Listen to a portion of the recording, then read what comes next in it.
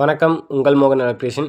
இன்னைக்கு கஸ்டமர் ஒருத்தவங்க கால் பண்ணி வீட்டில் ஓடுற 1/2 ஹெச்பி செல்ஃப் ப்ரிமிங் மோட்டர் வந்துட்டு தண்ணி ஸ்லோவாக வருது, டேங்க் நிறைய இருக்குது, 30 நிமிஷத்துக்கு மேலே ஆகுது அப்படிங்கிற மாதிரி சொல்லியிருந்தாங்க.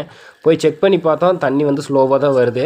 என்னென்னு கம்ப்ளைண்ட் ரைஸ் பண்ணுறப்போ அவுட்புட் எம்டிஏல ஒரு மைல்டாக லீக் இருந்துச்சுங்க. அந்த மைல்டு லீக்கை அரெஸ்ட் பண்ணுறது தான் கொஞ்சம் ரிஸ்க்கான ஒர்க்கு. ஆல்ரெடி போட்ட மோட்டர்லேயுமே கட் ஆகிருக்கும், இதுலேயுமே வந்து நம்ம கழட்டும் போது கட் ஆயிடுச்சு. ஸோ நெக்ஸ்ட்டு எம்சிபி சைடு போய் பார்த்தோம்னா எம்சிபி வந்துட்டு வீக்காக இருந்துச்சுங்க.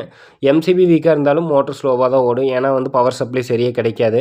ஸோ நம்ம வந்துட்டு அவுட்புட்டில் 2 போல் எம்சிபி மாட்டுறோம். மாட்டிட்டு மோட்டர் சைடுமே வந்து கட்டான எம்டிஏவை கழட்டிட்டு யூனியன் டைப் செட் பண்ணி மாட்டிட்டேங்க. மாட்டினதுக்கப்புறம் இப்போ தண்ணி ஸ்பீட் பார்த்தீங்களா, ஆல்ரெடி இருந்ததை விட ஸ்பீடாக தான் வருது. நம்ம கட்டான எம்டிஏவை மட்டும் கட் பண்ணி எடுத்துகிட்டு திரும்ப புதுசாக ரீப்ளேஸ் பண்ணியிருக்கோங்க. மற்றபடி எல்போ இது எல்லாமே வந்து நம்ம பழசே தான் யூஸ் பண்ணிட்டோம், பெருசாக செலவு வைக்கல. இதுக்கான லேபர் வந்துட்டு 400 வாங்கியிருக்கோங்க. இது எச்சா கம்மியான்னு நமக்கு தெரியாது. நீங்கள் பார்த்துட்டு கமெண்ட் பண்ணுங்கள். And thanks for